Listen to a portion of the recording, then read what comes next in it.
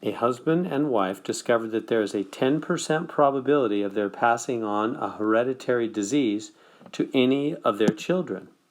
If they plan to have 3 children, what is the probability of the event that at least one child will inherit the disease? So, this question is 3 actions because there's 3 children. So basically, we're going to start over here and we're going to say each child that's born either has the disease or does not have the disease. So the first child can have the disease, or hopefully not have the disease. That's the first child. And what's the chances? 10% probability that of their passing on the disease, 10%. So this is 0.10. And what's the chance they will not have the disease? 0.90, right? If there's a 10% chance that that their first child will get the disease, and there's a 90% chance they won't. Like if there's a 10% chance of rain, there's a 90% chance it won't. Then for the second child either has the disease or does not have the disease.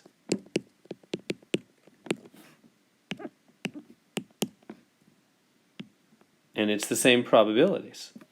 It's a 0.10% chance that they're going to get the disease and a 90% chance they won't. 10% chance of getting the disease, 90% chance that they won't. And then there's going to be a third child. So the third child is either going to have the disease or not. Have the disease or not. Have the disease or not. Have the disease or not. This is the third child. Okay, so then putting all this together, this will equal disease, disease, disease. How sad. Like all 3 children in a row have the disease. The next one is, I forgot, didn't I? I forgot to put the probabilities on the branches. 0.10 for disease, 0.90 for not. 0.10 chance of having the disease, 90% chance of not. 10 for disease, 90 for not. 10 for disease, 90 for not. Okay, so going back to the question now. And this route is disease, disease, third child not. Disease, not disease, disease. Disease, not, disease, disease, not, disease, not. I'm just taking the path to get to each of these. Not, and disease, and not. So those are all the different things that can happen with their 3 children. And what are the probabilities for each of these results? Well, you just multiply the branches along the way. So 0.10 times 0.10 times 0.10. 0.10 times 0.10 times 0.10 in your calculator. 0.001 is what'll that. The next one, so for this result, you're going to take 0.10 times 0.10 times 0.9, right? The route goes like this, doesn't it? That leads to this. See that? So it goes through 0.10, 0.10, and 0.90 to get here. So that'll be 0.10, 0.10, 0.90. What is that going to be?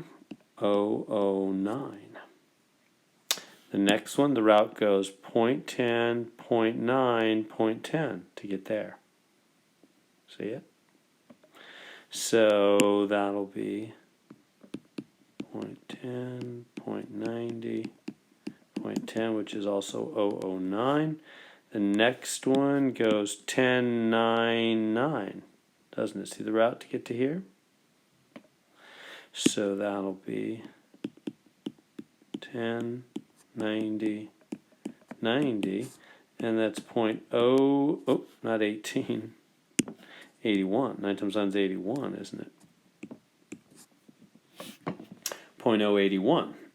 Okay, next one, for this, see the route to get there? We go this way. So that's 0.9, 0.10, 0.10. So 0.90, 0.10, 0.10, which is 0.009.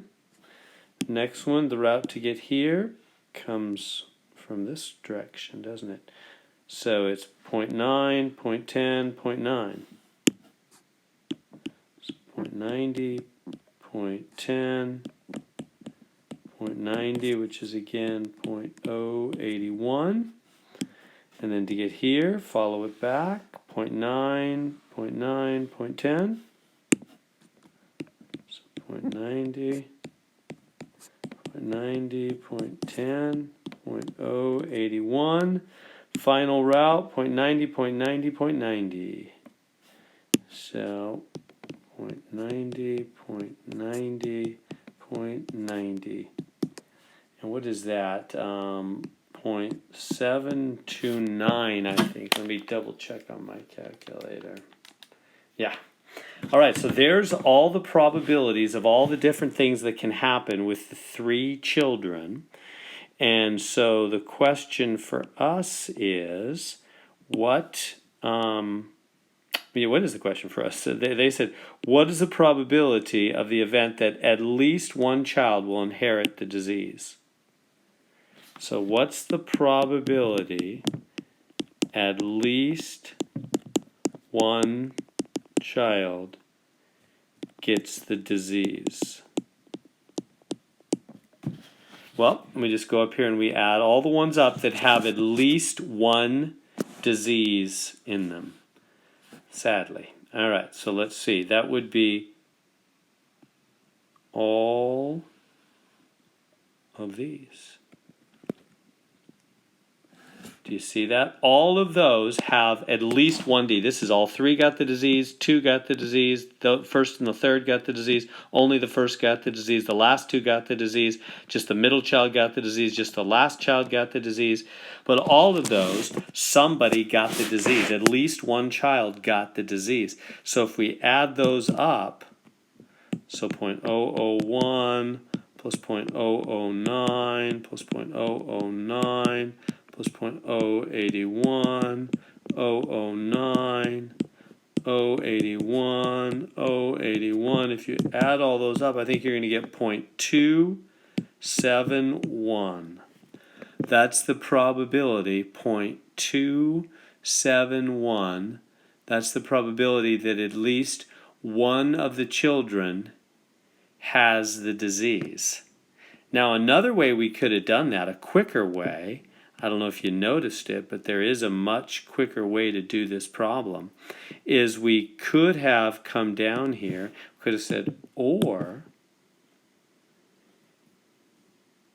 it's the opposite of n, which is right there, right? It's got to be the opposite of n, because if at least one child has a disease, that's the opposite of nobody having the disease. So it's 1 minus 0.729, which would have saved us some work. We wouldn't have had to do so much work on that one. Does that make sense how that works? We would not have had to work quite that hard to get that answer. We would have had it more easily doing it that way. Now, do they want a percentage? I didn't notice. Oh, yeah, they want a percentage on this one. So we'll need to convert this answer into a percentage. So you move the decimal 2 places, 27.1%. So that's the percentage chance that at least one child will get the disease, or this one, same answer, 27.1%. So there's a 27.1% chance that at least, and I got that because there's a percentage right here, that at least one child is going to get the disease. So it's not very likely, but it's a little bit higher than we'd like. That's how they figure out those probabilities. There we go.